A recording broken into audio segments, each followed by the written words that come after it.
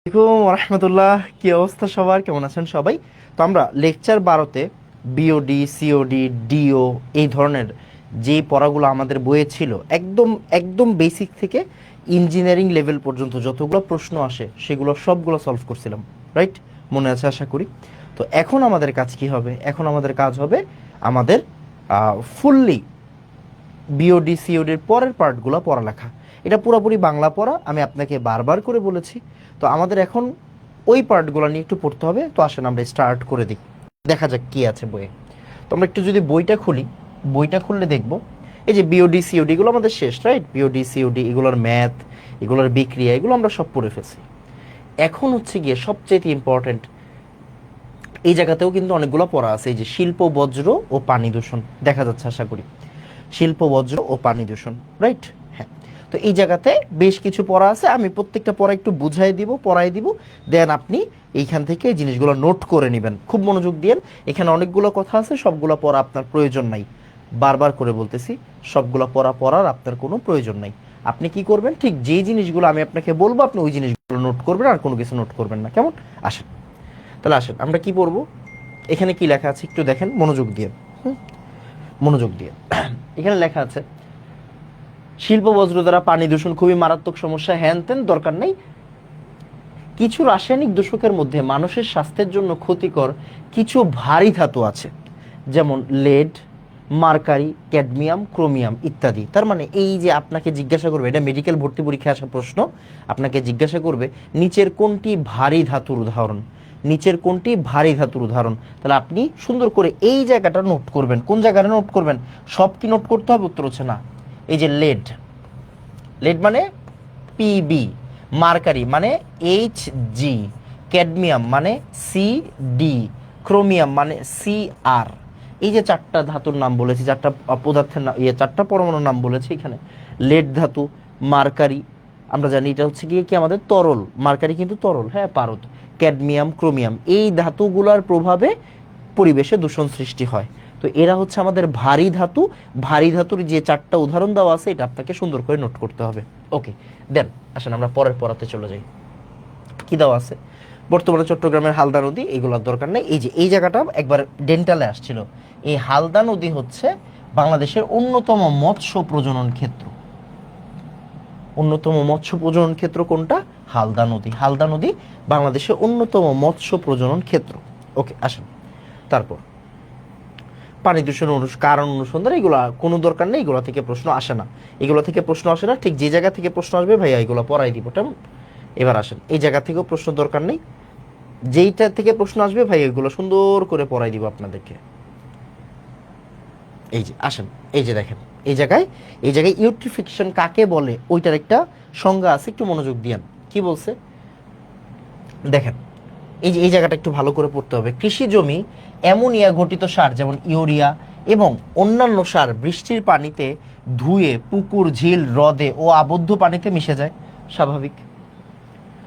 Bacteria দ্বারা ammonia সার জারিত হয়ে নাইট্রেটে পরিণত হয়, এটা আমরা পড়াইছিলাম মনে আছে কিনা, NO3- নাইট্রেট আয়নে পরিণত হয়। ফলে পানির ডিজলভড অক্সিজেন কমে যায়, স্বাভাবিক। আপনি সব কিছু মানে পানির ভিতরে সব কিছু যদি মানে কোনো বিক্রিয়া টিক্রিয়া হয় তাহলে এগুলা কিসে ইম্প্যাক্ট ফেলবে? ডিওতে ইম্প্যাক্ট ফেলবে, ডিও কি হয়ে যাবে? কমে যাবে। এই সার মিশ্রিত পানি ভাসমান শৈবাল বৃদ্ধি পায়, পানিতে ভাসমান শৈবাল বৃদ্ধি পায়।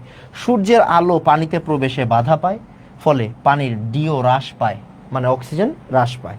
এবং জলজ উদ্ভিদ ও মাছ মরে গিয়ে পচনের সৃষ্টি করে। পানির এই ধরনের চরম লেভেলের পচনকে বা দূষণকে কি বলা হয়? ইউট্রিফিকেশন বলা হয়। সো এই সংজ্ঞাটা মাঝে মাঝে আসতে পারে।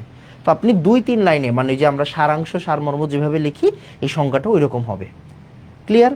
ব্যাকটেরিয়ার ফলে এই যে এই লাইনটা লিখবেন, এই জায়গা থেকে লিখবেন, ব্যাকটেরিয়া দ্বারা অ্যামোনিয়া সার যখন জারিত হয়ে নাইট্রেট আয়নে পরিণত হয় তখন পানিতে বিভিন্ন ধরনের শৈবাল জন্মায়, সূর্যের আলো প্রবেশে বাধা পায়, ফলে ডিও হ্রাস পায় এবং পানি চরমভাবে দূষিত হয়। এই ধরনের দূষণকে বলা হয় ইউট্রিফিকেশন। তো এই সংজ্ঞাটা আপনাকে লিখে দিয়ে আসতে হবে। ক্লিয়ার? ওকে, তারপরে আসেন, এই জায়গা থেকে লাগবে না, আচ্ছা, এই যে এইটার পূর্ণরূপ আসে, এটা পূর্ণরূপ আসে যেমন শিল্প বজ্রের পানি দূষণের প্রতিকার, খুব মনোযোগ দিয়েন। শিল্প বজ্রের পানি দূষণের প্রতিকার করতে হলে শিল্প কারখানার তরল বজ্র পদার্থ পরিশোধন ব্যবস্থা, বজ্র পরিশোধন ব্যবস্থা, এটাকেই বলা হয় ইটিপি বা ইফ্লুয়েন্ট ট্রিটমেন্ট প্ল্যান। বুয়েট ভর্তি পরীক্ষায় এটার ফুল মিনিং আসছে। আপনাকে প্রথমে বুঝতে হবে যে আমরা এই বইয়ের বাংলাগুলো কেন পড়তেছি। আমরা এই বইয়ের বাংলাগুলো পড়তেছি ভাই, যাতে আমাদেরকে মেডিকেল ভর্তি পরীক্ষায় বা বুয়েট অ্যাডমিশন টেস্টে বা ঢাকা ভার্সিটি অ্যাডমিশন টেস্টে, আমরা 3 জায়গার নাম বললাম আর কি। বুয়েট বলছি মানে কি অন্যান্য ইঞ্জিনিয়ারিং ভর্তি, মানে অন্যান্য ইঞ্জিনিয়ারিং কথাগুলোও বলতেছি। ঢাকা ভার্সিটি বলছি মানে সব ভার্সিটির কথাই বলতেছি। মেডিকেল তো মেডিকেল, জাস্ট মেডিকেল বললেই হয়। তো অ্যাডমিশন টেস্টে আমাদের প্রশ্নগুলো আসে কিন্তু বইয়ের ভিতর থেকে। ইভেন বর্তমানে কিন্তু প্রশ্নের ধরন চেঞ্জ হচ্ছে। প্রশ্নের ধরন চেঞ্জ হচ্ছে বিধায় আমাদের কী করতে হবে, আমাদেরকে এখন সম্মিলিতভাবে পুরোটা বই পড়তে হবে, ভালো করে পড়তে হবে। সো আপনার এই যে বই পড়াটা একাডেমিক পড়াশোনার জন্য যেমন কাজে লাগবে, তেমনভাবে অ্যাডমিশনে কাজে লাগবে বিধায় পড়াচ্ছি। সো একটু ভালো করে পড়তে হবে, বোঝা গেছে কিনা? সো এই যে শিল্প বজ্রের পানি দূষণের প্রতিকার করতে হলে শিল্প কারখানার তরল বজ্র পরিশোধন ব্যবস্থা থাকতে হবে, যেটাকে আমরা বলি ইটিপি, ইফ্লুয়েন্ট ট্রিটমেন্ট প্ল্যান্ট, কার্যকর হতে হবে। বুয়েট ভর্তি পরীক্ষায় যে গতকাল প্রশ্ন দেখাইছিলাম, বলছে ইটিপি এর পূর্ণরূপ কি? ইতে ইফ্লুয়েন্ট, টিতে ট্রিটমেন্ট, পিতে প্ল্যান্ট। সো আপনাকে কিন্তু লিখে দিয়ে আসতে হবে। এরপর এই জাস্ট প্রত্যেকটা পয়েন্ট পড়বেন। তেল জাতীয় পদার্থ দ্বারা পানি দূষণ হয়, এর প্রভাব কি, এগুলো জাস্ট একবার করে পয়েন্টগুলো পড়বেন, তাহলে আপনি নিজে নিজে লিখে দিয়ে আসতে পারবেন। বুঝা গেছে? এগুলো থেকে এত বেশি এমসিকিউ আসে না। এইবার এইবার এইবার এইবার এইবার এই যে পড়ালেখা স্টার্ট হয়েছে, এই জায়গা থেকে কিন্তু ভালো ভালো পড়ালেখা স্টার্ট হয়েছে, মানে স্টার্ট হয় নাই শুধু, বেশ ভালো ভালো পড়ালেখা স্টার্ট হয়েছে। ক্লিয়ার? আসেন আমরা এই জায়গায় পড়ালেখা স্টার্ট করি। দেখেন আর্সেনিকের প্রভাব, এখন আমরা কি পড়বো? এখন আমরা ডিরেক্টলি মেইন পড়ালেখা স্টার্ট করতেছি। এখন আমরা পড়বো আসলে আর্সেনিকের প্রভাব। এক সেকেন্ড,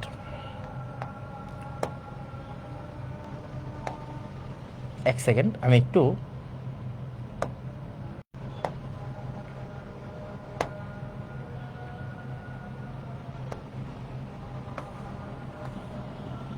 আমাদের ব্যাকগ্রাউন্ড একটু সেট করে দিই, কেমন?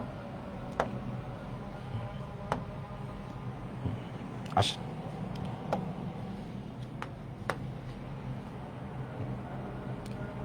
তো এখন হচ্ছে আমাদের মেইন পড়ালেখাটা হচ্ছে আর্সেনিকের দূষণ। সোজা হিসাব, আর্সেনিকের দূষণ।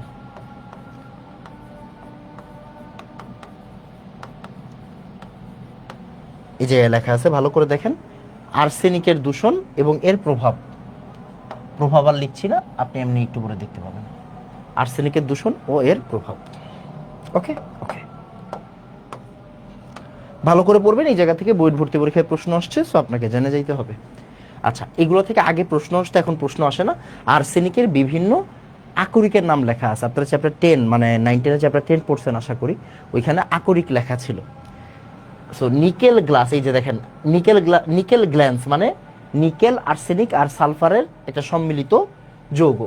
অরপিমেন্ট মানে As2S3, রিয়েলগার As4S4, কোবাল্টাইট, কোবাল্ট আছে, আর্সেনিক আছে, সালফার আছে। আর্সেনোপাইরাইটস, আয়রন আছে, আর্সেনিক আছে, সালফার আছে। খনিজ অক্সাইড আর্সেনোলাইট মানে আর্সেনিকের যে অক্সাইডটা আছে As2O3, এটা হচ্ছে আর্সেনোলাইট বলা হয় একে। ওকে, এখন মজার বিষয় কি, এই যে প্রকৃতিতে আর্সেনিক, খনিজ সালফাইড, যেমন এই যে এই যৌগগুলো থাকে, মানে কি এইগুলাতে আর্সেনিককে পাওয়া যায়। প্রকৃতিতেই এই যৌগগুলোর ভিতরে আর্সেনিক থাকে। এখান থেকে কি প্রশ্ন আসে? উত্তর হচ্ছে না, এখান থেকে প্রশ্ন আসে না। অনেক আগের সিলেবাসে এই টাইপের প্রশ্ন আসতো, যে নিচের কোনটি আর্সেনিকের আকরিক, নিচের কোনটি আর্সেনিকের আকরিক, এই টাইপের প্রশ্ন আগের আমলে মেটেলে আসতেই পারে। সো আপনার কাজ হচ্ছে 2 একবার রিডিং পড়া, মুখস্থ করা না, মাথায় প্রেশার দেওয়া না। আসেন এরপরে, আর্সেনিক হলো প্রাকৃতিক বিষের রাজা। এই লাইনটা একটু নোট করবেন সুন্দর করে। আর্সেনিক হলো প্রাকৃতিক বিষের রাজা, এই লাইনটা নোট করবেন। আর্সেনিক হলো প্রাকৃতিক বিষের রাজা।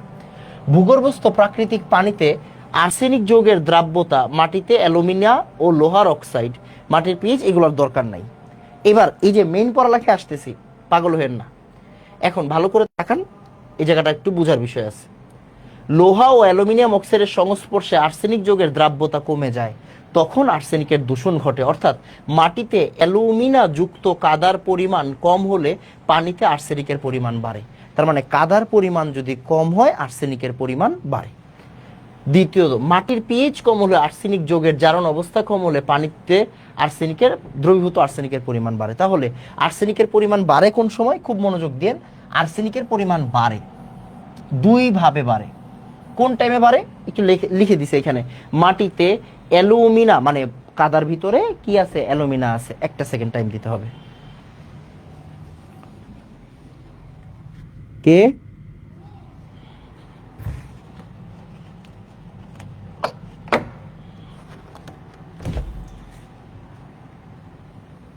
Thank you.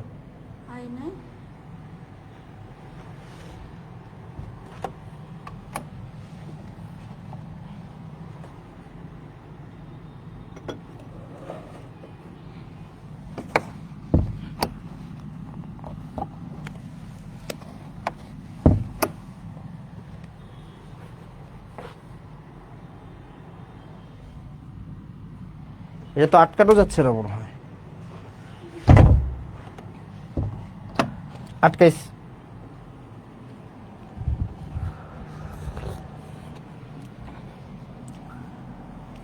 দেখেন তাহলে আর্সেনিকের পরিমাণ বাড়ে দুই জায়গাতে লেখা আছে। একটা হচ্ছে মাটিতে কাদার পরিমাণ যদি কম হয় তাহলে আর্সেনিকের পরিমাণ বাড়ে, আরেকটা হচ্ছে আর্সেনিক যোগের জারণ অবস্থা কম হলে। এই জিনিসটা কি এটা আমরা একটু পরে দেখতে পাবো। তাহলে একটু ভালো করে লেখেন আর্সেনিকের পরিমাণ বাড়ে কখন। জাস্ট পয়েন্টটা নোট করেন, আর কিছু লাগবে না।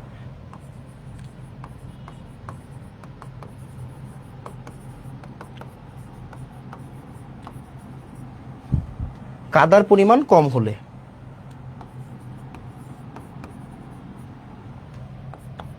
আরেকটা কি? আরেকটা হচ্ছে পিএইচ কম হলে।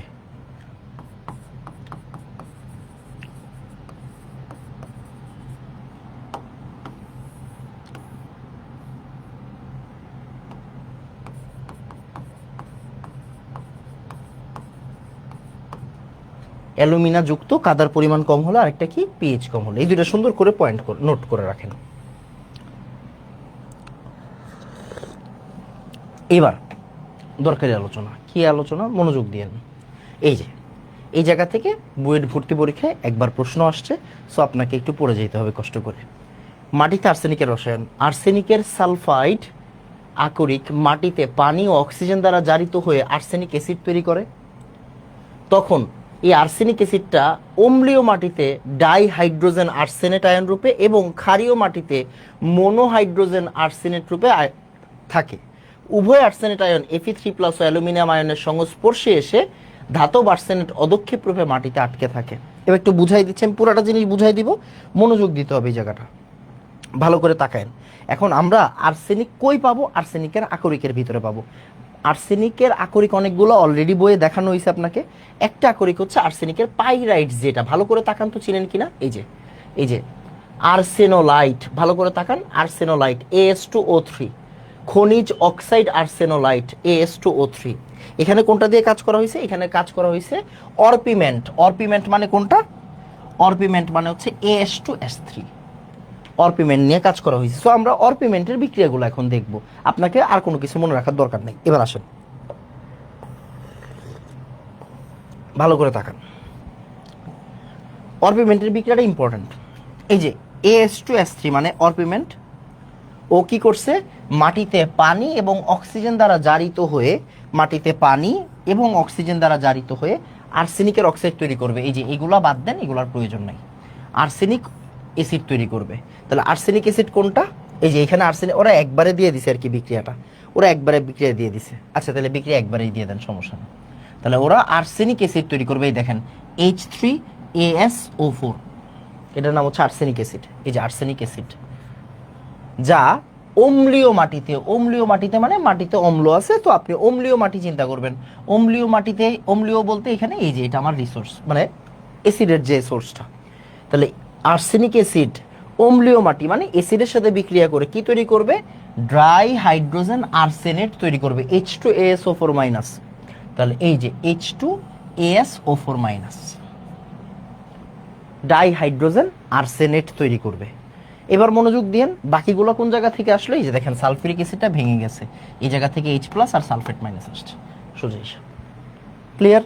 তাহলে প্রথম কথা কি, আমাদের যে অরপিমেন্ট আছে, অরপিমেন্ট কার কার সাথে বিক্রিয়া করবে? পানির সাথে বিক্রিয়া করবে, অক্সিজেনের সাথে বিক্রিয়া করবে, করে জারিত হয়ে কি তৈরি করবে? আর্সেনিক অ্যাসিড তৈরি করবে, যা একটা অ্যাসিডের সাথে বিক্রিয়া করে কি তৈরি করতেছে? ডাইহাইড্রোজেন আর্সেনেট তৈরি করতেছে। That's it. এবারে আসেন, এবার আবার আবার আবার আবার এই সেম বিক্রিয়াটা অন্যভাবে দেওয়া হয়েছে, এই সেম বিক্রিয়াটা অন্যভাবে দেওয়া হয়েছে। কেন, কার মাধ্যমে দেওয়া হয়েছে একটু ভালো করে তাকান। এই যে দেখেন আর্সেনোপাইরাইটস, এই যে আর্সেনোপাইরাইটস, এই সেম বিক্রিয়াটা আর্সেনোপাইরাইটস দিয়ে দেখানো হয়েছে। কারে দিয়ে দেখানো হয়েছে? আর্সেনোপাইরাইটস দিয়ে। দেখেন আর্সেনোপাইরাইটস, আয়রন, আর্সেনিক আর সালফার, ও পানি আর অক্সিজেনের সাথে বিক্রিয়া করছে একটু আগে। যেমন একজন কি করছিল, এই যে এটা অরপিমেন্ট, এখন পাইরাইটস, এই দুইজনই কি আর্সেনিকের আকরিক বলতে পারেন। এরা দুইজন পানি এবং অক্সিজেনের সাথে বিক্রিয়া করছে। এই যে পানি, এই যে অক্সিজেন, পানি এবং অক্সিজেনের সাথে বিক্রিয়া করছে। আর্সেনিক অ্যাসিড তৈরি হয়েছিল একটু আগে, এখনো আর্সেনিক অ্যাসিড তৈরি হয়েছে। একটু আগে সালফিউরিক অ্যাসিড দিছিলাম, বাট এখন এখানে কি আছে? আয়রন আছে। তাই ওই সালফিউরিক অ্যাসিডটা আয়রনের সাথে মিলে কি তৈরি করবে? ফেরাস সালফেট তৈরি করবে। এরা আবার সেম ভাবে এই যে দেখেন ডাইহাইড্রোজেন আর্সেনেট তৈরি করবে। দেখেন ডাইহাইড্রোজেন আর্সেনেট তৈরি করছে। আর এই জায়গায় কি আছে? আয়রন, সালফেট, আর এই জায়গায় হাইড্রোজেন H+, মানে সালফিউরিক অ্যাসিড। এখানে H আছে না, আছে না, একটা অ্যাসিড আছে না। দেখেন এই অ্যাসিড আর এই অ্যাসিড, উভয়ের অ্যাসিডের H+ মিলে এখানে দেওয়া আছে, আপনি চেক করলে পাবেন। এখানে হাইড্রোজেন কয়টা আছে ভালো করে তাকান। এখানে হাইড্রোজেন আছে 3 দুগুণ 6টা। এখানে হাইড্রোজেন আছে কয়টা? 3 দুগুণ 6টা। এবার আপনি এই জায়গায় মিলান, 6 6 কত হয়েছে? 12 হয়েছে। 6 6 কত হয়েছে? 12 হয়েছে। এই জায়গায় হচ্ছে 4টা, এই জায়গায় 8টা, 12টা, তাই না? সব থেকে তো মিলাইতে হবে। এই জায়গায় আছে কয়টা? 4 3 12টা।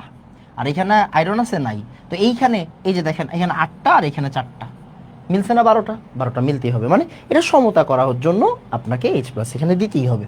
বিক্রিয়াটা এরকম, আপনি কি করতে হবে? মুখস্থ করতে হবে, আর কিছু কাজ নেই। এরপরে এখানে কি বলছে? যদি এখানে ক্ষার থাকতো, ক্ষার থাকলে কিন্তু এই যৌগটা তৈরি হইতো। যেহেতু এখানে নাই, তাই আপনার এটা আর পড়তে হচ্ছে না। উভয় আর্সেনেট আয়ন Fe3+ আয়ন ও অ্যালুমিনিয়াম আয়নের সাথে ধাতব আর্সেনেট অদক্ষেপ রূপে মাটিতে জমা পড়ে। এবার একটু ভালো করে তাকান, ভালো করে তাকায়েন। ওই যে যেই জিনিসটা তৈরি হয়েছে H2AS4-, H2AS4-, মাঝখানের এই লাইনটা বাদ দেন, মাঝখানের লাইন নিয়ে কোনো কাজ নাই। মাঝখানের এই যে এই লাইনটা বাদ। এই যে আর্সেনেট, এই যে আর্সেনেট, ডাইহাইড্রোজেন আর্সেনেট, এই আর্সেনেটটা Fe3+ এর সাথে বিক্রিয়া করছে। দেখেন ফেরিক হাইড্রোক্সাইড মানেই তো Fe3+, অ্যালুমিনিয়াম হাইড্রোক্সাইড মানেই তো অ্যালুমিনিয়াম 3+, তাই না? তাহলে ফেরিক হাইড্রোক্সাইড অ্যালুমিনিয়াম হাইড্রোক্সাইডের সাথে যখন বিক্রিয়া করবে তখন কি তৈরি করে? এই যে ধাতব আর্সেনেট।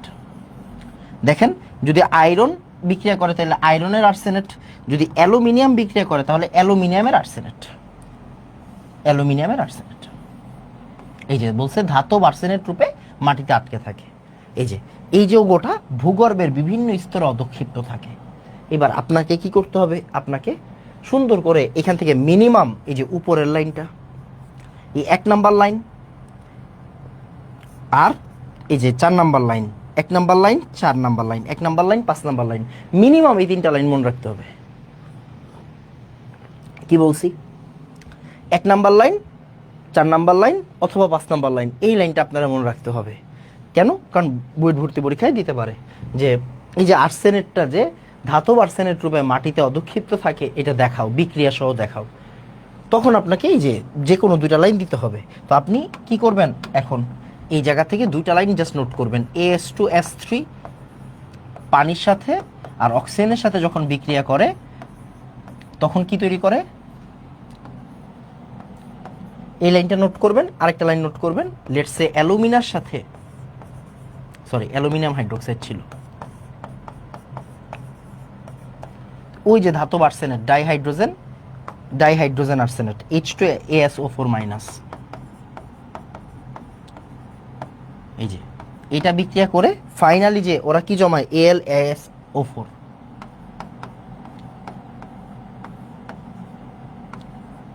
এটা যে জমায় এই জিনিসটা আপনাকে লিখে দিয়ে আসতে হবে। সাথে 12 অণু পানি আছে, সাথে 12 অণু পানি। এই যে এইটাই হচ্ছে আমাদের মূল যৌগটা।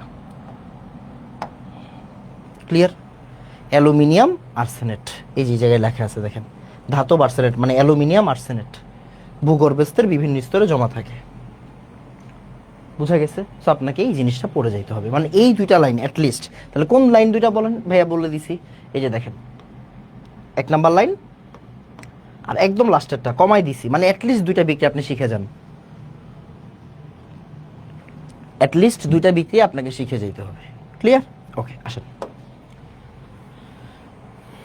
এই যে দেখেন, এসব অধক্ষিপ্ত ধাতব আর্সেনেট লবণ পরবর্তীতে ব্যাকটেরিয়া দ্বারা বিশ্লেষিত হয়ে AS3+ ও AS5+ আয়ন রূপে ভূগর্ভস্থ পানিতে মিশে থাকে। তখন ভূগর্ভস্থ পানিতে আর্সেনিকের দূষণ ঘটে। মানে আপনি এই দুইটা বিক্রিয়া লেখার পরে আপনাকে অবশ্যই এই লাইনটা লিখে দিয়ে আসতে হবে, আপনাকে অবশ্যই এই লাইনটা লিখে দিয়ে আসতে হবে যে এরা পরবর্তীতে ব্যাকটেরিয়ার প্রভাবে কি হয়, ব্যাকটেরিয়া দ্বারা বিশ্লেষিত হয়ে AS3+ ও AS5+ পরিণত হয়। মানে এটা ব্যাকটেরিয়ার প্রভাবে AS3+ হয়, এরপরে আবার ব্যাকটেরিয়ার প্রভাবে এটা AS5+ হয়, মানে আর্সেনিকের দুইটা আয়ন। অ্যান্ড ওইটা পানিতে মিশে যায়। কিসে মিশে যায়? পানিতে মিশে যায়। দেন আর্সেনিকের কি হয়? দূষণ হয়। That's it. এটা তোমাকে লিখে দিয়ে আসতে হবে। এরপর এই যে এইটা বুয়েটে আসছে, কিন্তু ফুল জায়গাটা আসে নাই বুয়েটে। এই জায়গা থেকে এই যে শুধু এই প্রসেসটা থেকে এই পর্যন্ত দেওয়ার বিক্রিয়া দিছে, মানে এখানে 6টা স্টেপ আছে, 3টে স্টেপ আসছিল বুয়েটে। সো বুয়েট রিটেন পরীক্ষায় আসছে। বুয়েট রিটেন পরীক্ষায় আসার অর্থ কি? আপনি এই জায়গাটা না পড়ে গেলে কি পারবেন? পারবেন না। এটা আমি পুরোটা লিখে লিখে দেখাবো। সো আপনি একটু ক্লিয়ার, মানে কেয়ারফুল থাকেন। দেখেন, অপরদিকে বায়ুজ ব্যাকটেরিয়া দ্বারা আর্সেনিক অ্যাসিডের মিথাইলেশন প্রক্রিয়ায় প্রথমে monomethyl arsenic acid, trimethyl arsenic acid এবং শেষে অবায়ুজ ব্যাকটেরিয়া দ্বারা বিয়োজিত হয়ে ডাইমিথাইল আর্সাইন ও ট্রাইমিথাইল আর্সাইন উৎপন্ন করে। এসব বিষাক্ত আর্সাইন গ্যাস মাটিতে ও ভূগর্ভস্থ পানিকে বিষাক্ত করে। তার মানে এতক্ষণ তো আপনি পড়লেন কিভাবে আর্সেনিক অধক্ষিপ্ত হয়, প্রথমে অধক্ষিপ্ত হয়ে তারপরে কিভাবে পানিকে দূষণ করে। এখন আপনি কি পড়বেন? আর্সাইন গ্যাস দ্বারা কিভাবে পানি দূষিত হয়। তার মানে আপনি এখন একটু লিখবেন আর্সেনিক অ্যাসিডের মিথাইলেশন প্রক্রিয়া। কি লিখবেন এখন? আর্সেনিক অ্যাসিডের মিথাইলেশন প্রক্রিয়া। এটার নাম হচ্ছে আর্সেনিক অ্যাসিড, H3ASO4। আর্সেনিক অ্যাসিডের মিথাইলেশন প্রক্রিয়া।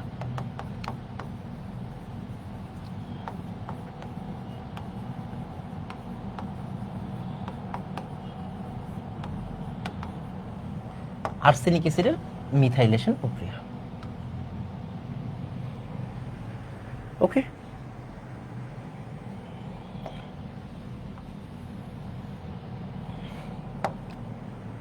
ক্লিয়ার? আর্সেনিক অ্যাসিডের মিথাইলেশন প্রক্রিয়া। এবার খুব মনোযোগ দিন, তাহলে এই জায়গাটাতে একটু বুঝতে হবে। প্রথমে কি হয়? এই যে আর্সেনিক অ্যাসিড, এই আর্সেনিক অ্যাসিডটা ভালো করে তাকায়েন। এই আর্সেনিক অ্যাসিডটা এই বায়ুজ ব্যাকটেরিয়ার প্রভাবে, খুব মনোযোগ দিয়েন, এখানে কি লেখা আছে একটু বুঝেন এখানে কি লেখা আছে। এখানে দেওয়া আছে বায়ুজ ব্যাকটেরিয়া দ্বারা আর্সেনিক অ্যাসিডের মিথাইলেশন প্রক্রিয়ায় প্রথমে মনোমিথাইল আর্সেনিক অ্যাসিড তৈরি হয়। আপনাকে কিচ্ছু করতে হবে না এই জায়গায়। এই জায়গায় পড়ালেখাটা অনেক সহজ, কঠিন না। ভালো করে তাকান। আপনার কমন সেন্স কি বলে দেখেন তো। H3, আমি পুরোটা বুঝাই দিতে পারবো ভাই, আপনি মনোযোগ দিয়েন। আর্সেনিকের জারণ মান কত এই জায়গায়? ভাই অক্সিজেনের জারণ মান হচ্ছে -8, -2 × 4 -8, আর এটা হচ্ছে +3। তাহলে +3 -8 ওই সাইডে গেলে আর্সেনিকের জারণ মান এখানে +5। তাহলে আর্সেনিক এখানে কত জারণ অবস্থা দেখাচ্ছে বলেন? আর্সেনিক এখানে +5 জারণ অবস্থা দেখাচ্ছে। +5 জারণ অবস্থা দেখাইলে আমরা হাত দিব কয়টা? আমরা হাত দিব 5টা। তাহলে H3ASO4 কে আমরা কিভাবে লিখবো? এভাবে লিখবো। ভালো করে তাকায়েন, এটা বুয়েট রিটেনে আসছে একবার। সো বি কেয়ারফুল, একটু পড়ালেখা করতে হবে। দেখেন এখানে H3ASO4 আছে কিনা, H3টা আর্সেনিক, O4টা আছে নাকি নাই? তাহলে H3ASO4 আছে নাকি নাই? আছে। তাহলে এই হচ্ছে আর্সেনিক অ্যাসিড। এবার আর্সেনিক অ্যাসিড মিথাইলেশন প্রক্রিয়ায় যখন যাবে, কিচ্ছু না, জাস্ট এই জায়গাটা চেঞ্জ হবে। দেখেন, তাহলে মিথাইল কার্বোক্যাটায়ন, এটাকে আমরা বলি মিথাইল কার্বোক্যাটায়ন, আমরা অর্গানিকে পড়ব। মিথাইল কার্বোক্যাটায়ন আসলে এই যে এখানে জাস্ট একটা মিথাইল ঢুকে যাবে। কোন জায়গায় ঢুকে যাবে একটা মিথাইল? এই যে এই জায়গায়।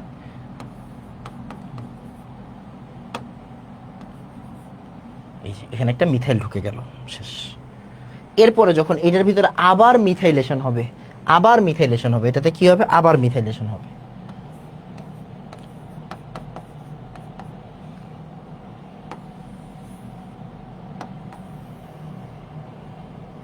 আরেকটা ওএইচ এর ভিতরে CH3 ঢুকে যাবে, আরেকটা ওএইচ এর ভিতরে কি ঢুকে যাবে ভাই? CH3 ঢুকে যাবে, আরেকটা ওএইচ এর ভিতরে CH3 ঢুকে যাবে। বুঝছো? দেখা যাচ্ছে না? আই গেস দেখা যাচ্ছে। ওকে, এরপর ওই যে ডাইমিথাইল আর্সেনিক, এখন তুমি কয়টা মিথাইল দিছো? এখানে একটা মিথাইল, এখানে একটা methyl, dimethyl arsenic acid. Dimethyl arsenic অ্যাসিডের সাথে এবার অবায়ুজ ব্যাকটেরিয়ার মাধ্যমে বিজারণ হবে, অবায়ুজ ব্যাকটেরিয়ার মাধ্যমে বিয়োজন হবে, অবায়ুজ ব্যাকটেরিয়ার মাধ্যমে বিয়োজন হবে। একটু ভালো করে দেখো এখানে কি অ্যাড হচ্ছে? H+ অ্যাড হচ্ছে, H+ অ্যাড হচ্ছে। আমরা জানি হাইড্রোজেন যুক্ত করা মানে কিন্তু আসলে বিজারণ। আবার দেখো ইলেকট্রন গ্রহণ হচ্ছে, ইলেকট্রন গ্রহণ করা মানেও কি বিজারণ। এই যে ভালো করে বুঝো এখানে কি হয়। এই যে OH, HO এরা মিলে পানিতে পানিতে পানি ফর্ম করে আর কি, পানি ফর্ম করে, পানি হিসেবে বাইরে হয়ে যায়। তাহলে OH, OH এগুলো একসাথে কাজ করে ফেলে, শুধুমাত্র হাইড্রোজেন থেকে যায়। কি থাকে? শুধুমাত্র হাইড্রোজেন থেকে যায়। এবার ভালো করে তাকাও, তাহলে এই বান্দা, আমরা এই বান্দাটা দিয়ে আবার স্টার্ট করব। এখানে কি হয়? এখানে বিজারণ হয় 4H+ আর 4 ইলেকট্রন।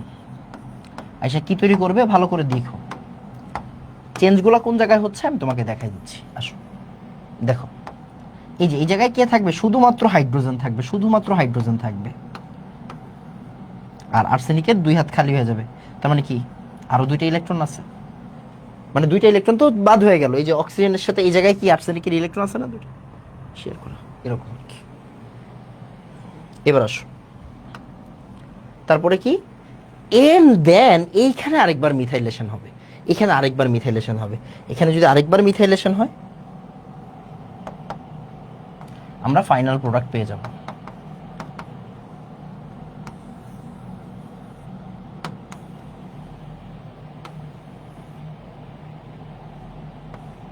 এই যে এখানে যদি আরেকবার মিথাইলেশন হয় তখন কি হবে? আর H+ বের হয়ে যাবে, H+ বের হয়ে যাবে। এই হাইড্রোজেনটা কি হয়ে যাবে? হাইড্রোজেনটা বের হয়ে যাবে। এখন দেখো তো ভালো করে, আর্সেনিকের হাত কয়টা? 3টা। এটাকে আমরা বলি আর্সেনিকের 3+ অবস্থা। আর এইটা আর্সেনিকের কত অবস্থা বলো তো? আর্সেনিকের 5+ অবস্থা। তার আর্সেনিকের এই আর্সেনিক অ্যাসিডের মিথাইলেশন প্রক্রিয়া কি হয়? আর্সেনিক অ্যাসিডের মিথাইলেশন প্রক্রিয়ায় আর্সেনিক অ্যাসিডের 5+ অবস্থা থেকে আর্সেনিক মানে আর্সেনিকের 3+ অবস্থায় কনভার্ট হয়। আর্সেনিক 5+ অবস্থা থেকে আর্সেনিক 3+-এ কনভার্ট হইল। এবার দেখো, ওই যে দেখো উপরে লেখা আছে, উপরে কি লেখা আছে দেখো? Trimethyl arsine, trimethyl arsine. এই যে মাত্র আমরা যেটাকে পাইলাম এটা হচ্ছে ট্রাইমিথাইল আরসাইন। আরসাইন একটু আগে ছিল ডাইমিথাইল আরসাইন। ওকে, সো এই যে ট্রাইমিথাইল আরসাইন, এইসব গ্যাস মাটিকে ও ভূগর্ভস্থ পানিকে বিষাক্ত করে। তাহলে এটা হচ্ছে ট্রাইমিথাইল আরসাইন।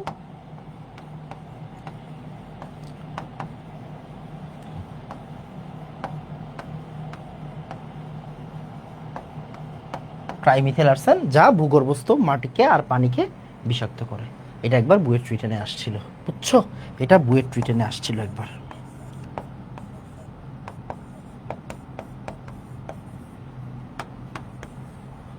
এটা একবার আসছে, সো এটা আরেকবার আসবে।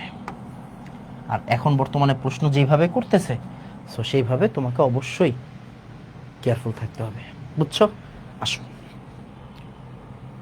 এরপর পানি দূষণে আর্সেনিকের যোগ্য এই জায়গাটা একটু ইম্পর্টেন্ট। কেন ইম্পর্টেন্ট আমি একটু বলে দিই। সেটা হচ্ছে এই জায়গা থেকে সিকে রুয়েটে একবার এমসিকিউ আসছে। সিকে রুয়েট মানে চুয়েট কুয়েট রুয়েটে একবার এমসিকিউ আসছে। এই যে এই ক্রমটা তোমাকে জানতে হবে।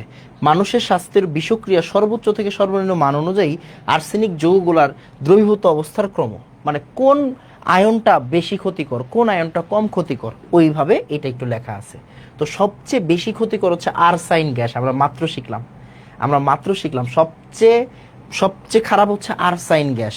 আমরা একটু ইয়া করি আর কি, এখান থেকে সব জিনিসগুলো লিখি। এই যে +3 জারণ অবস্থায় আর্সাইন গ্যাস AsH3, দেখো ও সবচাইতে ডেঞ্জারাস।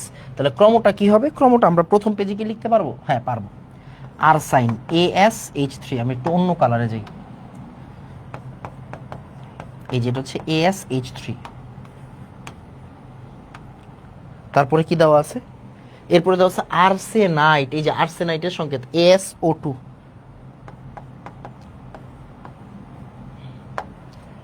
এরপর হচ্ছে arsene oxide. Arsene oxide, arsene oxide কোনটা? আর্সেন অক্সাইড বলতে এই যে আর্সেনিক অক্সাইড বোঝাচ্ছে, As2O3। As2O3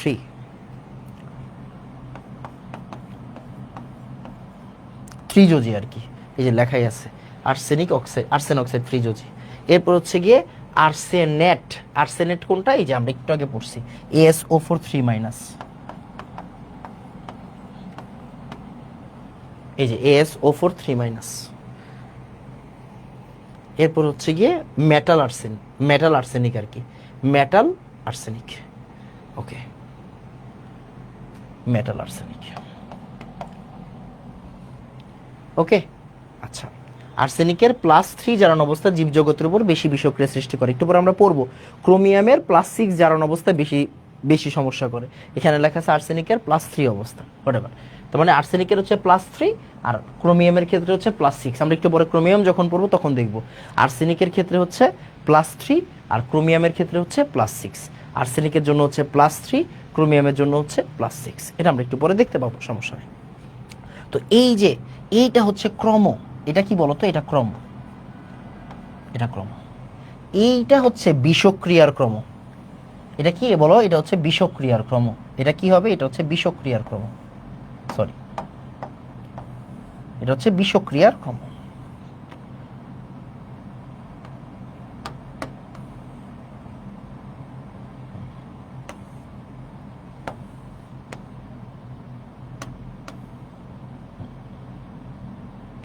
এটা হচ্ছে বিষক্রিয়ার ক্রম। সুন্দর করে লিখবা, বিষক্রিয়ার ক্রম।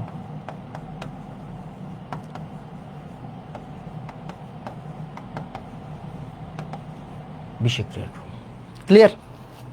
এবার পারলে বাংলাগুলো সহ লেখো। যেমন দেখো As4O3-, এটা হচ্ছে আর্সেনেট। এটা আমরা জানি যে ধাতব আর্সেনেট, একটু আগে বলছিলাম। এটা হচ্ছে অ্যালুমিনিয়াম আর্সেনেট, আর্সেনেট। তাহলে এটা হচ্ছে আর্সেনেট, এটা হচ্ছে আর্সেন। এইটা হচ্ছে আর্সাইন, এটা হচ্ছে আর্সেনিক অক্সাইড। আর এটা হচ্ছে এই AsO2-র নাম কি? AsO2-র নাম হচ্ছে AsO2-, সরি, আর্সেনাইট।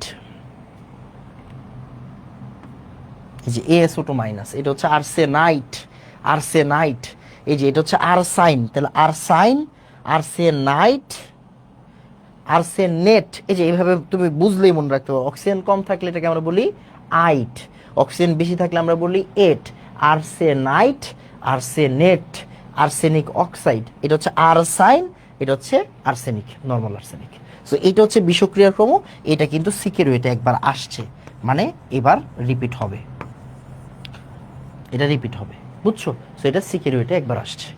ওকে, এরপরে হচ্ছে ভাই এখন এই যে দেখো এতক্ষণ তুমি যা যা পড়লা, এইটা হচ্ছে তোমার কিসের পড়া বলো? ইঞ্জিনিয়ারিং এর পড়া। এখন তোমাকে পড়তে হবে আসলে মেডিকেল ভর্তি পরীক্ষার জন্য পড়ালেখা। ওকে, এখন হচ্ছে মেডিকেল ভর্তি পরীক্ষার জন্য পড়ালেখা। এই যে মেডিকেল ভর্তি পরীক্ষার জন্য পড়ালেখা কোন জায়গায় আছে ভাইয়া? এই যে আসতেছে, এই যে আসতেছে। বিশ্বাস করো এখন পর্যন্ত এটা 3 থেকে 4 বার আসছে মেডিকেল ভর্তি পরীক্ষায়। জাস্ট এই বক্স দুইটার ভ্যালু 3 থেকে 4 বার আসছে মেডিকেল ভর্তি পরীক্ষায়। তুমি যাবা কোথায়? না পড়া গেলে তোমার উপায় আছে কোনো? তাহলে এবার হচ্ছে আমরা মেডিকেলের জন্য পড়ব। তাহলে 1 নাম্বার পয়েন্ট, আর্সেনিককে বলা হয় প্রাকৃতিক বিষের রাজা।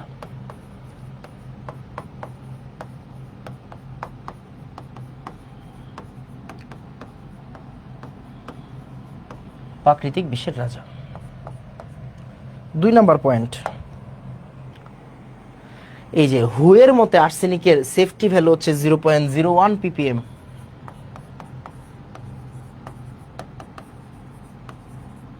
আর্সেনিকের সেফটি ভ্যালু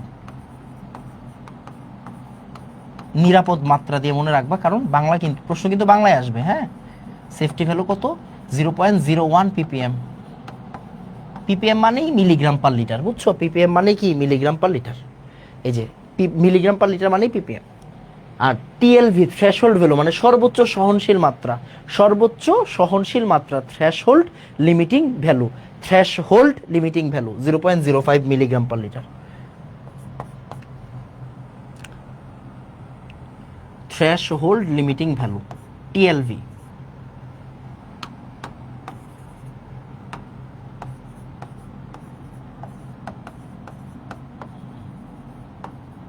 বা পিপিএম, যেভাবেই লেখো 0.05। ভাই তুমি বিশ্বাস করো, এই দুইটা বক্স এই বছর মেডিকেল ভর্তি পরীক্ষায়ও আসবে, মানে এত বেশি ইম্পর্ট্যান্ট, এত বেশি ইম্পর্ট্যান্ট। মেডিকেল ভর্তি পরীক্ষা মানে এই দুইটা বক্স থেকে প্রশ্ন আসা, বোঝা গেছে কিনা? ওকে, এবার আসো।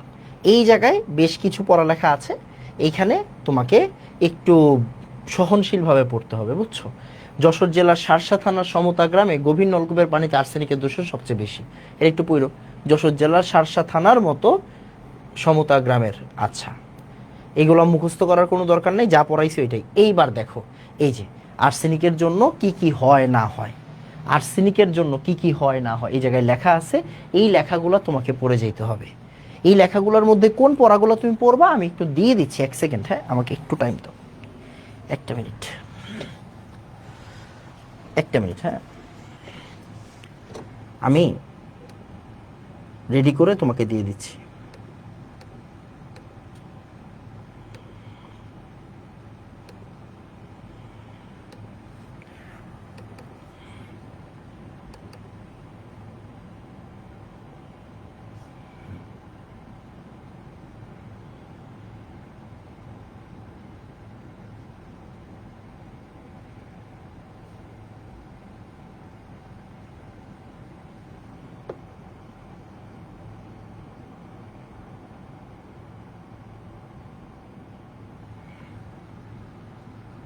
ওকে,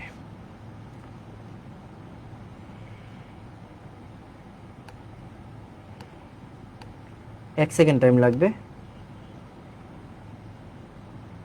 এখনই দিয়ে দিচ্ছি। হ্যাঁ,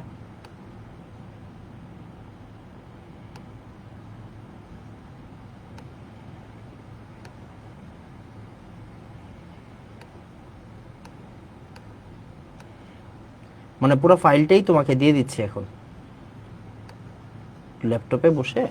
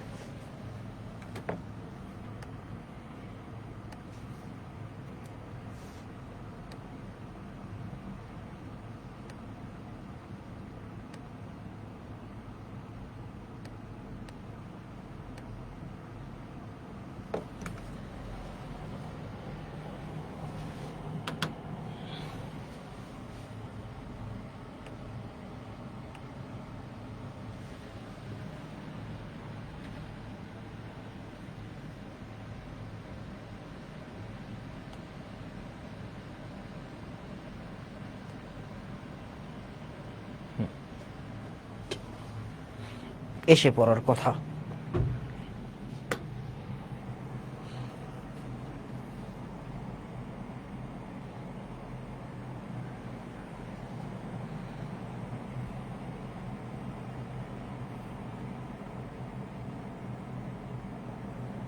এই যে আসছে, দেখছো? এসে পড়ছে, রেডি। শেষ। দুনিয়া কত সোজা, বুঝছো? দুনিয়া কত সোজা, দুনিয়া কত সোজা হয়ে গেছে। এই যে দেখো, তোমাদেরকে রেডি করে দিচ্ছি এখন। এই যে দেখো, দেখছো? সব রেডি হয়ে গেছে।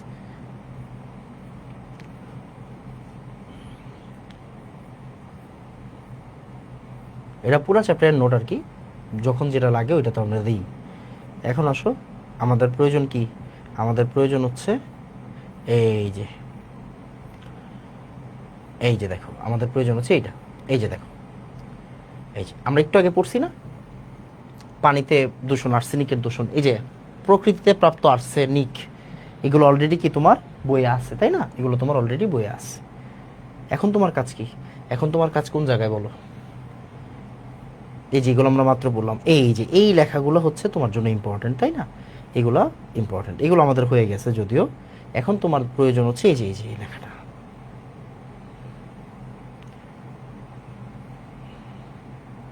এই যে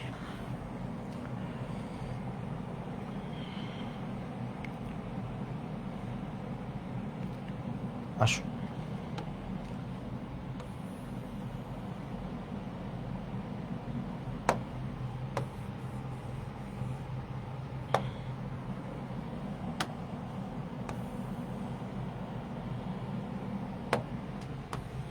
এই যে দেখো ভাই, এইখানে সুন্দর করে তোমাকে নোটটা দিয়ে দিলাম।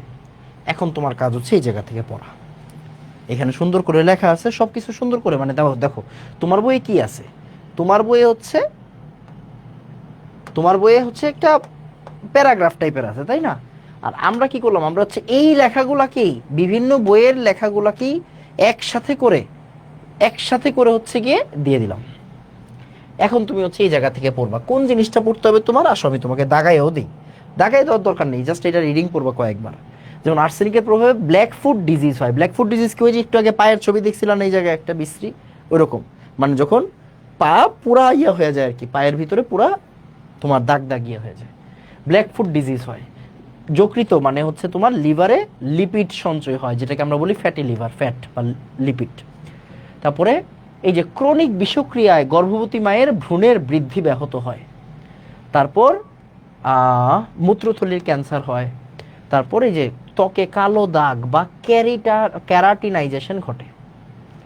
তারপর ক্রনিক বিষক্রিয়া বা আর্সিনোকোসিস, এর প্রধান উপসর্গ হচ্ছে হাত ও পায়ের তালুতে ছোপ ছোপ দাগ, এই যে একটু আগে যেটা দেখাইছি। তারপরে এছাড়াও পালমোনারি এডিমা সৃষ্টি হয়। এগুলো বিভিন্ন মেডিকেল ভর্তি পরীক্ষার যে ডাইজেস্টগুলো দেয় ওইখান থেকে নেওয়া, মানে কি বিভিন্ন প্রকার বইয়ের, প্রত্যেকটা বইয়ের বিভিন্ন জিনিসগুলো কিন্তু এখানে দেওয়া আছে, মানে প্রতিটা বইয়ের বিভিন্ন জিনিস এখানে সংযুক্ত করে, মানে তোমার যতগুলো বই আছে, হাজারি স্যার, কবির স্যার, তারপর হচ্ছে গিয়ে গুহ স্যার, বিপ্লব স্যার, লিঙ্কন স্যার, সবার বইয়ের ইনফরমেশনগুলো এখানে এক করে দেওয়া আছে। তারপরে মহিলাদের বন্ধ্যাত্ব বা মিসক্যারেজ হতে পারে। ওকে, এই যে আর্সেনিক হলো প্রাকৃতিক বিষের রাজা, একটু আগে আমরা বইয়ের থেকে লিখে দিয়েছিলাম এটা, তাই না? তারপরে দেখো, এটিপির উৎপাদন হ্রাস করে, প্রোটিনকে জমাট বাঁধায়। তারপর ত্রিযোজী আর্সেনিক জীবের এসএইচ গ্রুপের, এসএইচ মানে হচ্ছে থায়োল গ্রুপ, থায়োল, এসএইচ মানে হচ্ছে থায়োল গ্রুপ। যেমন ওএইচকে আমরা কি বলি, অ্যালকোহল বলি না, এসএইচ মানে হচ্ছে থায়োল। অ্যাসিড গ্রুপের সাথে বিক্রিয়া করে কোষস্থ বিপাক বন্ধ করে দেয়। আর সাইন, এই যে একটু আগে পড়ছে, ASH3 রক্তের হিমোগ্লোবিনের সাথে যুক্ত হয়ে বিষক্রিয়া ঘটায়। তো এই লেখাগুলো কিন্তু তোমার হাজারি স্যারের বইয়ে নাই, না থাকতে পারে অন্য স্যারের বইয়ে আছে। সো আমরা কি করলাম, সবগুলো জিনিসকে একসাথে করে এখানে দিয়ে দিলাম। এটা কি তোমার ভালো হইলো না খারাপ হইলো? ভালো হইলো। এই কথা বলো না কেন, এটা কি তোমার জন্য খারাপ হইলো না ভালো হইলো? ভালো হইলো, রাইট? ওকে, আসো এরপরে, এরপর একটু দেখো। এরপরে এখানে তোমার বিভিন্ন লেখা আছে, এগুলো থেকে এত বেশি প্রশ্ন আসে না। এই যে আর্সেনিক যুক্ত হওয়ার কারণ, মানে আর্সেনিক কিভাবে যুক্ত হয় এটা একটু দেখবা। মাটিতে আর্সেনিকের ঘনত্ব, এগুলো পরীক্ষায় আসে না। এই যে এগুলো আমরা এগুলো সব একটু আগে লিখে দিছি। এবার ক্রোমিয়াম যুক্ত হওয়ার কারণ, এই যে ক্রোমিয়ামের উৎসসমূহ দেওয়া আছে এখানে। অ্যান্ড এই যে এখন আসলে ক্রোমিয়াম দ্বারা কি কি হয় ওইটা আমরা পড়ব। ক্রোমিয়াম দ্বারা কি কি হয় ওইটা পড়তে গেলে আমরা একটু ক্রোমিয়ামে চলে যাই, জিনিসটা ছোট হয়ে যাবে আরো।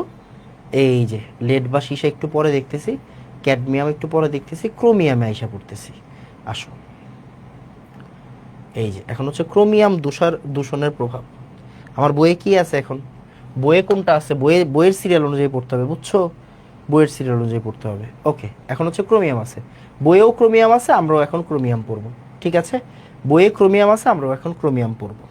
তাহলে ক্রোমিয়াম, তাহলে ক্রোমিয়ামের পিডিএফটাই যাই। এই যে আসো, এই যে এটা হচ্ছে ক্রোমিয়াম, এই যে এটা হচ্ছে তোমার পড়া। ক্লিয়ার? আসো, তাহলে আমরা ক্রোমিয়ামে যাব। ক্রোমিয়াম পড়তে গেলে আমার কি করা লাগবে, ভালো করে একটু দেখব। ক্রোমিয়ামের প্রধান আকরিক হচ্ছে ক্র্যামাইট, FeCr2O4।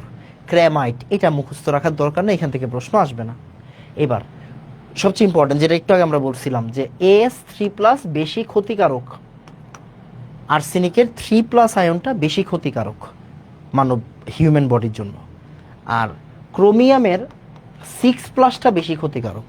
এখানে লেখা আছে ক্রোমিয়াম 3+এর যৌগের চেয়ে ক্রোমিয়াম 6+ যৌগের বিষক্রিয়া অধিক মারাত্মক।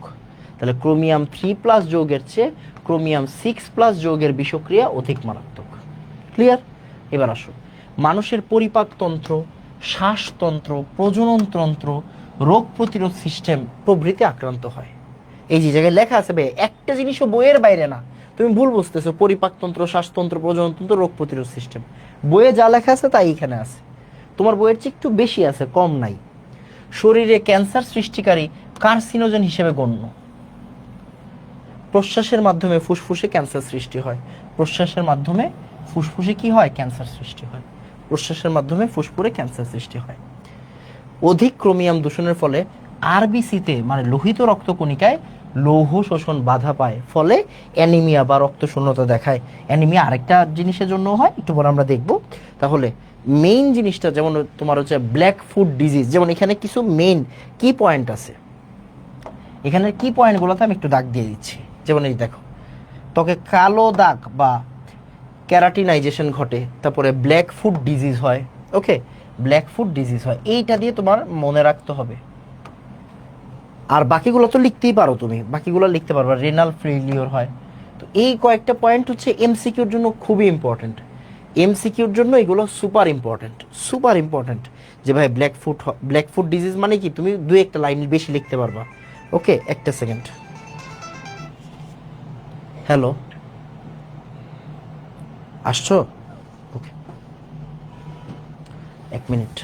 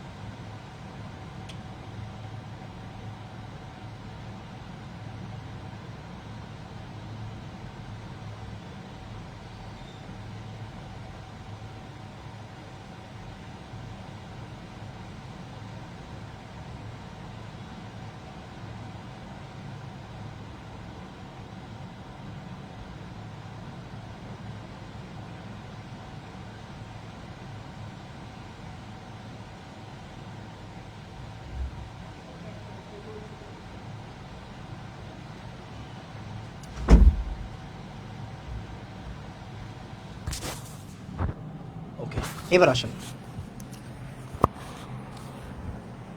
তারপরে এই যে এই জায়গায় লেখা আছে পালমোনারি এডিমা, মানে এটা কিন্তু তোমার হাজারিসের বইয়ে নাই, বাট কি মানে ইম্পর্টেন্ট কিওয়ার্ড আছে না, কিওয়ার্ড, এগুলো হচ্ছে কিওয়ার্ড।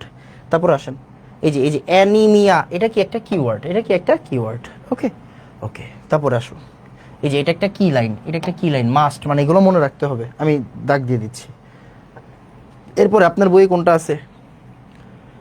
এরপরে আপনার বইয়ে আছে হচ্ছে লেড, এরপরে আছে আপনার লেড, লেড। সো লেডে আসি আমরা, লেডে আসি, এই যে লেড, এই যে এই লাইনটা খুব ইম্পর্ট্যান্ট। হুয়ের রিপোর্ট মতে লেডের পরিমাণ 50 ppb বেশি হলে লেডের বিষক্রিয়া দেখা যায়। 50 ppb বেশি হলে লেডের বিষক্রিয়া দেখা যায়। এই যে আসেন আমরা তাহলে লেডের নোটটা একটু বের করি। লেডের নোট,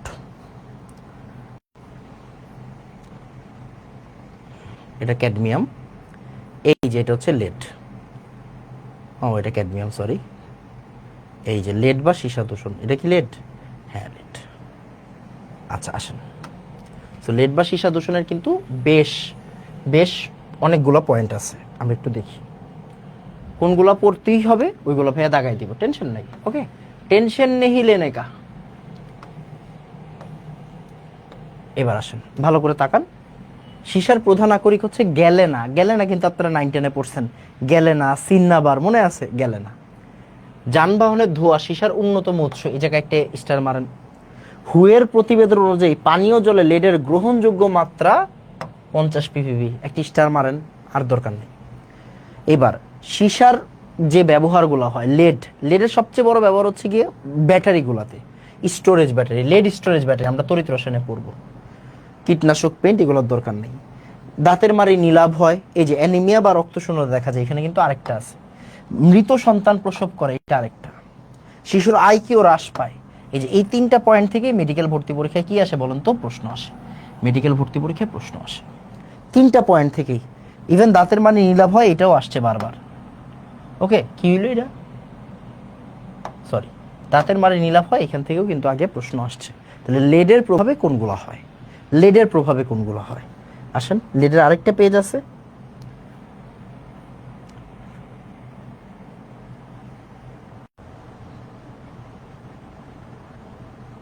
এই যে এগুলো হচ্ছে বিশেষ তথ্য। বিশেষ তথ্য এত পড়ার দরকার নেই, এগুলো মনে রাখতে পারবেন না, বুঝছেন? এগুলো মনে রাখতে পারবেন না। এই যে যেমন দেখেন, lead acid storage battery electrode তৈরিতে লেড অক্সাইড ব্যবহৃত হয়, এটা আমরা তড়িৎ রসায়নেই পড়বো। তারপরে পেট্রোল ইঞ্জিনে ব্যবহৃত জ্বালানির অকটেন নাম্বার বৃদ্ধি করার জন্য টেট্রা অ্যালকাইল লেড ব্যবহৃত হয়, এটাও আমরা জৈব যৌগে পড়বো, জৈব রসায়নে। লেড 2+ হাড়ের মুখ্য উপাদান ক্যালসিয়াম 2+কে অপসারিত করে হাড়ে সঞ্চিত থাকতে পারে, ফলে হাড় ভঙ্গুর হয়। আপনি সর্বোচ্চ এই 2টা পয়েন্ট একটু মনে রাখতে পারেন।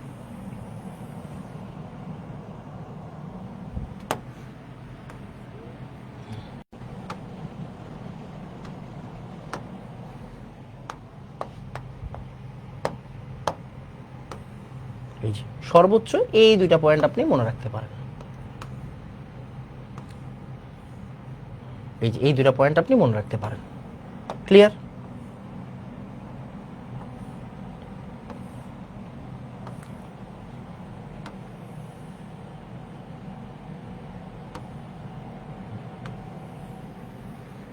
এই যে এই পয়েন্টগুলো আপনি মনে রাখতে পারেন, আপনার আর কোনো পয়েন্ট মনে রাখার দরকার নাই। শেষ।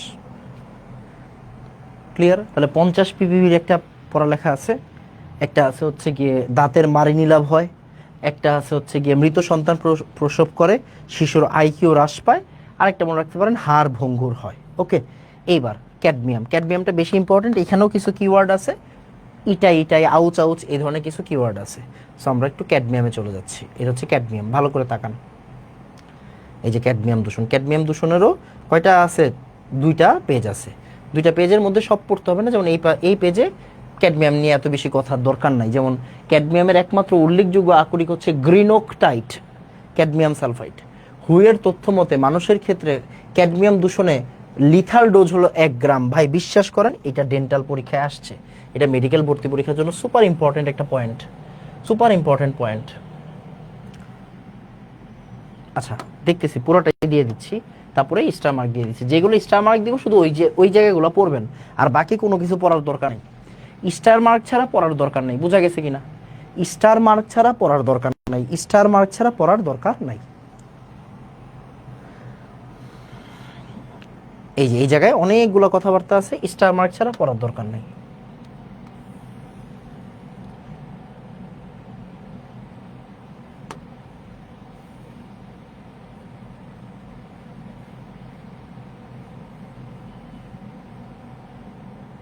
আচ্ছা এটাতে অন্য পেজে দিচ্ছি, কেমন? এটার অন্য পেজে দিচ্ছি।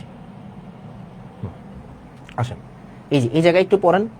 এই যে লিথাল ডোজ, ভাই এটা তো কয়েকটি স্টার দেন।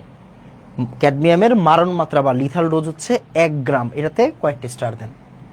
প্রতিটি সিগারেট থেকে একজন ধূমপায়ীর শরীরে 0.1 থেকে 0.2 ক্যাডমিয়াম দরকার নাই।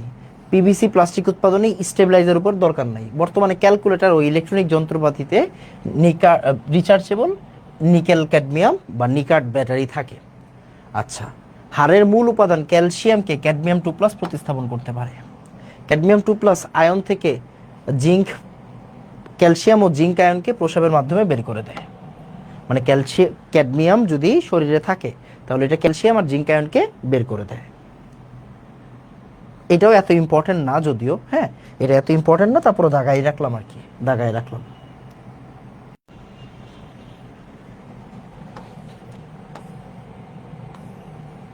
এবার ভালো করে আসুন। ফুসফুসে স্বাভাবিক ক্রিয়া বাধাপ্রাপ্ত হয়। তারপরে এই যে দেখেন অস্থির মধ্যে অস্টিওপোরোসিস হয়, সুপার ইম্পর্টেন্ট।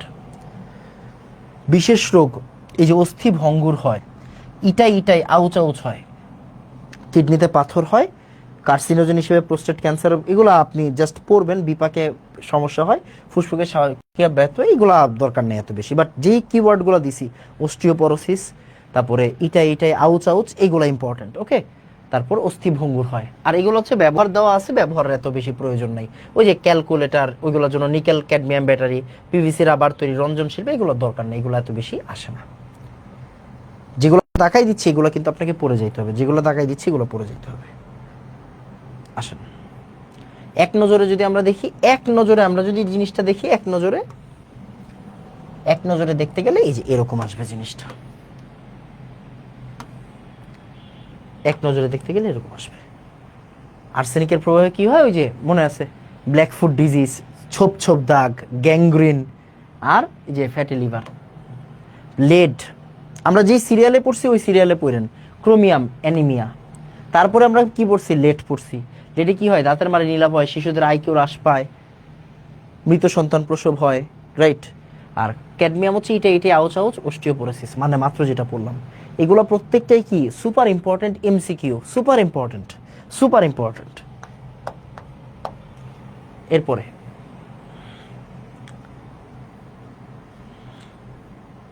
মোটামুটি আমাদের কাজ শেষ, এগুলো আসবে না, এগুলোর প্রয়োজন নাই। এই তো আমাদের এই চ্যাপ্টারের শেষের দিকের যতগুলো পড়া ছিল সবগুলো শেষ আল্লাহর রহমতে। এই চ্যাপ্টারের শেষের দিকের যে পড়াগুলো ছিল, এখন আমরা একটু শুরুর দিকের পড়াগুলো নিয়ে একটু কথা বলবো। সব পড়ার দরকার নেই, ঠিক যতটুকু পড়তেই হবে অতটুকু পড়াই দিব। এই যে বায়ুমণ্ডলের গঠন, এই জায়গা থেকে ভাই আপনি সব পড়া কুল পাবেন না। বায়ুমণ্ডলের গঠন ও উপাদান, এগুলো থেকে আপনি সব পড়ে কি কুল পাবেন না। সো আসেন ঠিক কোন জায়গাগুলো পড়তে হবে আমরা নোটে দিয়ে রাখছি। আসেন, এই যে আপনি চাইলেও সব পড়তে পারবেন না, আপনাকে অল্প করে পড়তে হবে, বুঝছেন? অল্প করে পড়তে হবে, বেশি পড়া যাবে না। যেমন এই দেখেন বায়ুমণ্ডলের গঠন উপাদান, এই জায়গা থেকে একটু প্রশ্ন আসবে, এই জায়গা থেকে প্রশ্ন আসবে। ঠিক কোন জায়গাটা থেকে প্রশ্ন আসবে ভাইয়া দাগাই দিব, বুঝছেন ভাইয়া, দাগাই দিব।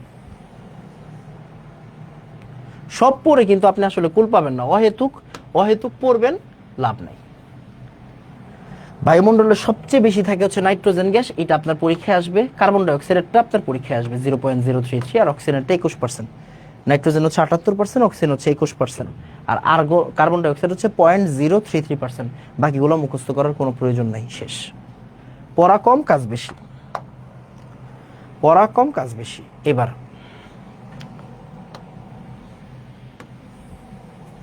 বায়ুমণ্ডলের স্তর, সব তো আর আজকে পড়তে পারবেন না, এগুলো বেশি পড়ার দরকার নেই, এগুলো মনেও রাখতে পারবেন না, বুঝছেন? এটা হচ্ছে মেইন প্রবলেম, এটা হচ্ছে মনেও রাখতে পারবেন না।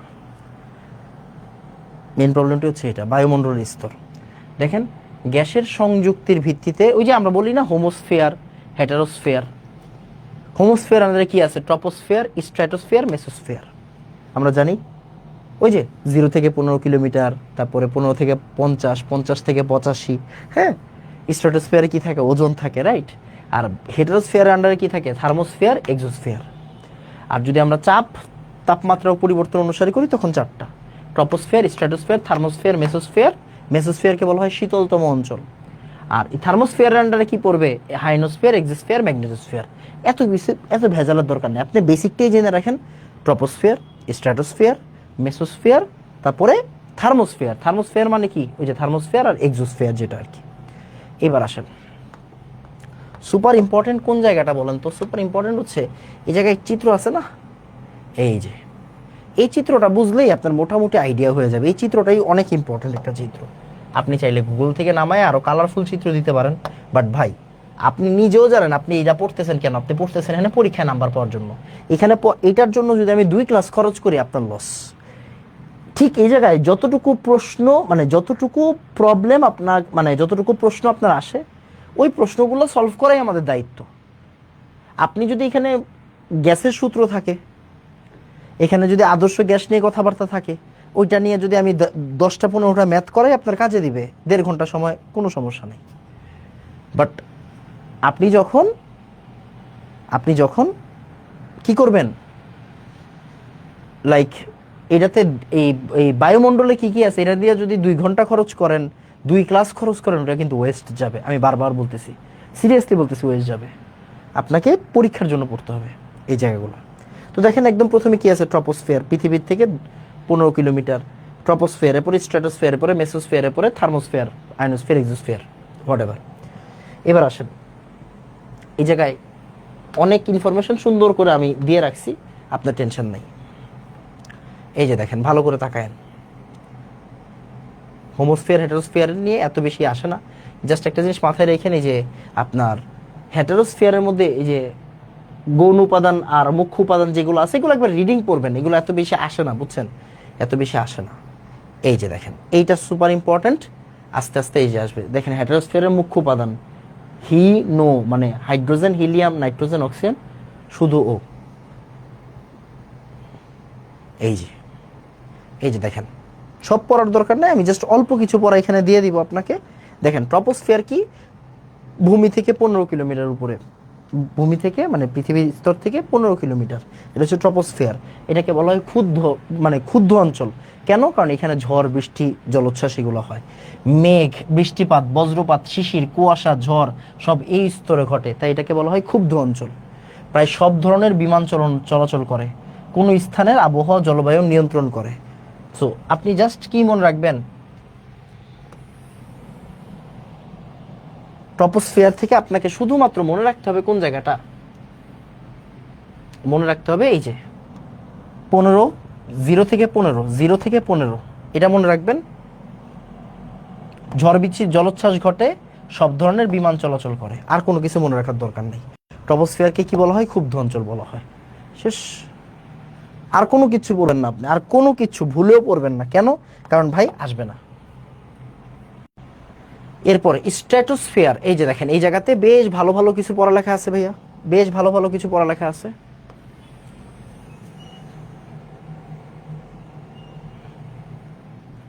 স্ট্র্যাটোস্ফিয়ারকে বলা হয় শান্ত মণ্ডল। কি বলা হয়? স্ট্র্যাটোস্ফিয়ারকে বলা হয় শান্ত মণ্ডল। শান্ত মণ্ডল। এখানে কি 15 থেকে 50, 18 থেকে 50 পড়ার দরকার নেই, 15 থেকে 50 পড়বেন। এগুলা বাদ দেন। মেইন জিনিস হচ্ছে ওজন। জেট বিমান চলাচল করতে পারে, ওজন এই স্তরে থাকে, কোনো জলীয় বাষ্প থাকে না, তাই ঝড় বৃষ্টি থাকে না, আবহাওয়া থাকে শান্ত। শেষ। এবার হচ্ছে মেসোস্ফিয়ার। এই যে মেসোস্ফিয়ার 50 থেকে 85, 50 থেকে 85। ভাই সব পড়েন না, এই জায়গা থেকে সব পড়তে নাই। 50 থেকে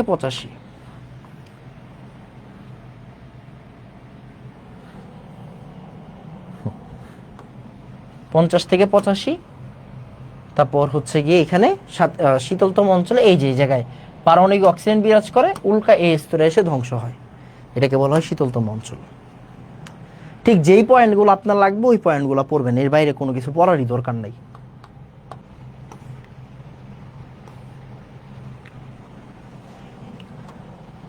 আর থার্মোস্ফিয়ার মানে হচ্ছে 85 থেকে 500, এই জায়গা থেকে কোন জিনিসটা পড়বেন,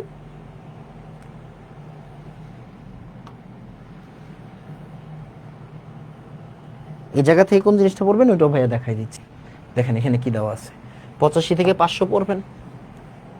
মহাকাশ গবেষণা কেন্দ্র, ওই যে হাইড্রোজেন আর হিলিয়ামের প্রাধান্য থাকে, ইউভি অঞ্চলে রশ্মি শোষণ করে, ক্যানিলি হেভিসাইড স্তর বলা হয়। এটা একবার দেখে রাখতে পারেন, ডেন্টাল আসতে পারে সর্বোচ্চ, মেডিকেলে আসবে না। ওকে, এবার ইউভি রশ্মির ক্ষতিকারক, এগুলো জানার দরকার নাই। যেমন ট্রপোপোজ মানে হচ্ছে ট্রপোস্ফিয়ার আর স্ট্রাটোস্ফিয়ারের মধ্যের পাতলা স্তর, স্ট্রাটোপোজ মানে হচ্ছে স্ট্রাটোস্ফিয়ার ও মেসোস্ফিয়ারের মধ্যবর্তী মানে আগেরটার পরেরটার মিডলের স্তর। আবহাওয়া জলবায়ুর নিয়ামক কারা? ঘূর্ণিঝড় ও জলোচ্ছ্বাস সৃষ্টিতে নিয়ামক কারা? এগুলা খুব ভালো করে পড়ে যাবেন, যাতে মনে করেন এই যে নতুন সরকার আসছে, যদি প্রশ্ন একটু এদিক ওদিক দেয়, আপনি মনের মতো বাংলা লিখে দিয়ে আসবেন যা আছে কপালে। আপনি তো এই প্রশ্ন অ্যান্সার করে 4-4 পাবেন না, আপনাকে ওই 2-3ই দিবে। তো আপনি কি করবেন, এরকম করে যদি বক্স কইরা দিতে পারেন আবহাওয়া জলবায়ু নিয়ম, আমি বলতেছি না এটা সৃজনশীলে আসবে, যদি আসে, যদি আইসা পড়ে, বুঝছেন না জিনিসটা, যদি আসে তখন কি করবেন, তখন এইভাবে আবহাওয়া জলবায়ুর নিয়ামক এটা, ঘূর্ণিঝড় ও জলোচ্ছ্বাস সৃষ্টিতে নিয়ামক এটা। ক্লিয়ার কিনা? সো এইটা কিন্তু আপনাকে পড়ে যেতে হবে। বায়ু প্রবাহ, বায়ুর আর্দ্রতা, কুয়াশা, মেঘ, বৃষ্টিপাত, তুষারপাত, তাপমাত্রা, চাপ, বায়ুর ঘনত্ব, এই জিনিসগুলো। তারপর আসেন ঘূর্ণিঝড়। আর কি কি আছে? জলোচ্ছ্বাস। ওকে, এই তো ঘূর্ণিঝড় নিয়ে এই জায়গায় আর অল্প কিছু কথাবার্তা আছে। যতটুকু আছে ভাই ততটুকু পড়েন, আর বেশি কিছু পড়ার দরকার নেই, বুঝছেন? যতটুকু আছে ততটুকু পড়েন, আমি দেখাই দিব কোন জিনিসটা আপনাকে মুখস্থ রাখতে হবে।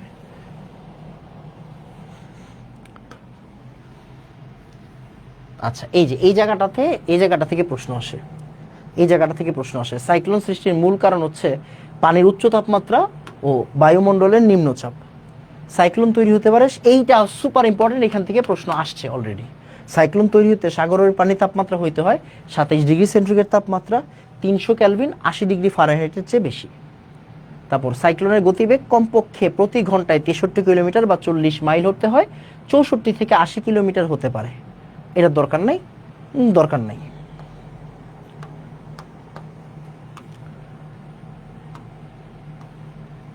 ঘূর্ণিঝড়ের প্রকারভেদ দেওয়া আছে এখানে।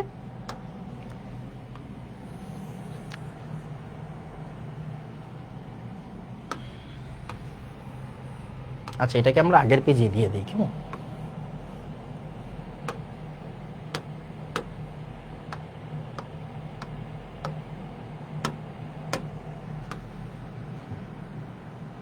দেখেন কি বলছে এখানে, বলছে সমুদ্রের ঘূর্ণিঝড়কে সাইক্লোন, হারিকেন বা টাইফুন বলে। স্থলভাগে সৃষ্ট ঘূর্ণিঝড় টর্নেডো বা কাল বৈশাখী ঝড় নামে পরিচিত। ঘূর্ণিঝড়ের ক্ষেত্রে বাতাসের গতি ঘন্টায় 120 থেকে 360 কিলোমিটার পর্যন্ত হতে পারে। সুপার সাইক্লোন যদি 250 কিলোমিটার/আওয়ারের বেশি হয় তখন এটাকে বলা হয় সুপার সাইক্লোন। এরপর আছে হচ্ছে জলোচ্ছ্বাস।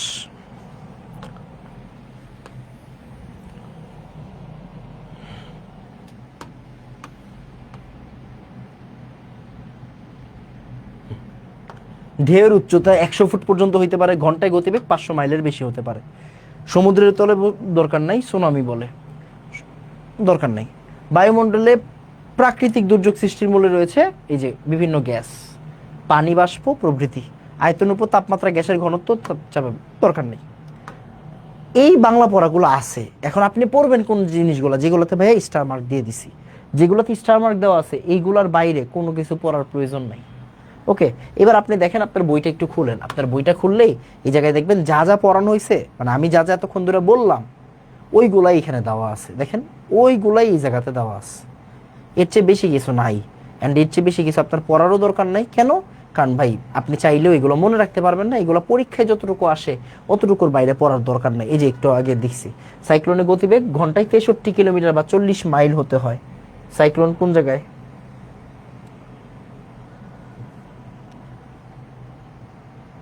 এই যে 63 কিলোমিটার বা 40 মাইল হতে হয়, মানে যেগুলো অলরেডি পরীক্ষায় আসছে, বুঝছেন? এইগুলো এখানে দেওয়া আছে। এই তো আমাদের কাজ শেষ।